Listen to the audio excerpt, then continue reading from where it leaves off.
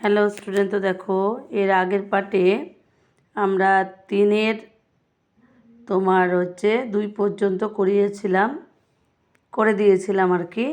আর এখন আমরা পার্ট 2 বলে এখান থেকে শুরু করব। কি আছে, ভারতের কয়েকটি বিশ্ব সাংস্কৃতিক ঐতিহ্যপূর্ণ স্থানের নাম লেখো। বইয়ে 68 পাতায় আছে, তো দেখে নাও। তো উত্তরটা কী লিখবে দেখো, ভারতের বিশ্ব সাংস্কৃতির ঐতিহ্য স্থান খাজুরাহো, অজন্তা ইলোরার গুহা, কোণারক, দিল্লির হুমায়ুনের সমাধি, আগ্রার তাজমহল। এর পরের প্রশ্নটা দেখো কি আছে, 4-এর নিরক্ষরেখা কাকে বলে এবং নিরক্ষরেখার মান কত, কি লিখবে।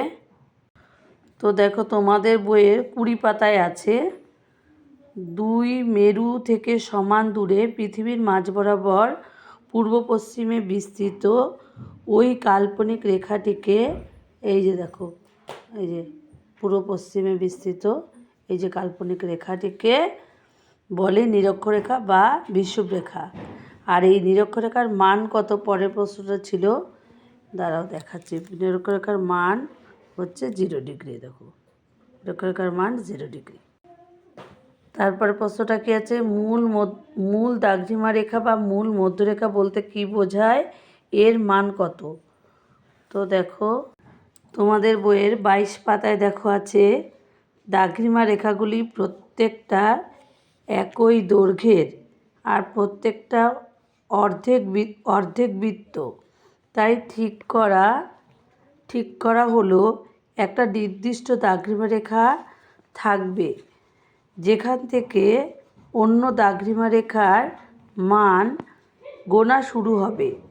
1884 সালে আন্তর্জাতিক আলোচনা সভায় স্থির হলো, লন্ডনের গ্রিনিচ মানমন্দিরে রয়্যাল অবজারভেটরি ওপর দিয়ে যে দাগজিমা রেখা চলে গেছে সেটাই মূল দাগজিমা রেখা বা মূল মধ্যরেখা।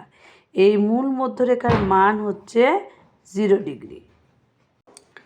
এরপরে কি আছে, অক্ষরেখা ও দাগজিমা রেখার মধ্যে পার্থক্য লেখো, কি লিখবে।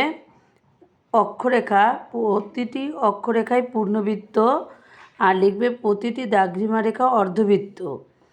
নিরক্ষরেখা সহ পূর্ব পশ্চিমে বিস্তৃত মোট অক্ষরেখার সংখ্যা 179টি। মূল মধ্যরেখা সহ উত্তর দক্ষিণে বিস্তৃত মোট দাগজিমা রেখার সংখ্যা